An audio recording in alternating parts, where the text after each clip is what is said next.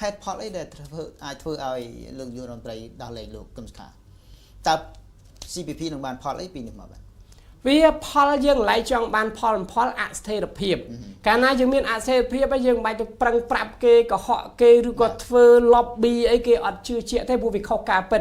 ចឹងហើយវាហេតុផលតាមពិតលោកនាយករដ្ឋមន្ត្រីលោកអាចចំណេញទៅវិញទេចំណេញទី1លោកជាអ្នកដឹកនាំមានមេត្តាករុណាដល់ប្រជាពលរដ្ឋខ្លួនឯង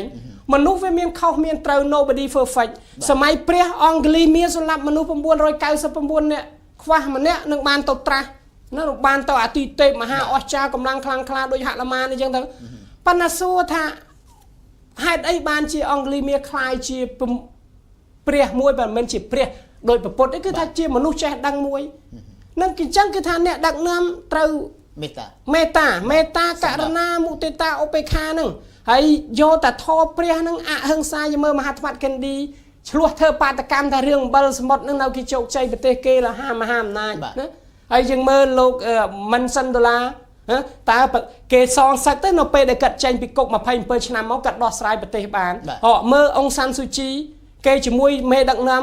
ពួកយោធាហ្នឹងគេទៅជែកគ្នាដឹកនាំប្រទេសគេមកហើយយើងមានអីទាំងអស់ហ្នឹងគ្រាន់ថាសន្តោសអធិស្ឋានមកហើយ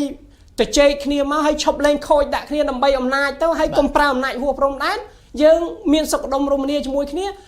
ខ្ញុំមើលឃើញអង្គលពីមានបកប្រឆាំងពេលដែលបោះឆ្នោត2013មកទៅជែកគ្នាត្រូវគ្នាហើយគឺឃើញប្រជាពលរដ្ឋទាំងសងខាងសបាយរីករាយអត់មានអ្នកណាគម្រាមណាអីគឺថាវាស្មើគ្នា50អញ្ចឹងនៅភូមិនៅឃុំអីគឺថាមេភូមិមិនហ៊ានគម្រាមប្រជាពលរដ្ឋ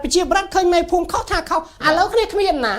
ជិះសេះលេងដៃឯកបៈហើយនៅអញ្ចឹងប្រជាពលរដ្ឋដែលមកកលាស់នគរដែររបស់អតីតគណៈបកសង្គ្រោះជាតិគ្នានៅស្ងៀមសិនប៉ុន្តែយើងទៅតុបបេះដូងតុបចិត្តក្តីស្រឡាញ់របស់គេគឺតុបអត់បានទេអញ្ចឹងគួរយល់ទូកទៅកំពុងនៅគ្មានសេចក្តីល្អថ្លៃថ្នូរណា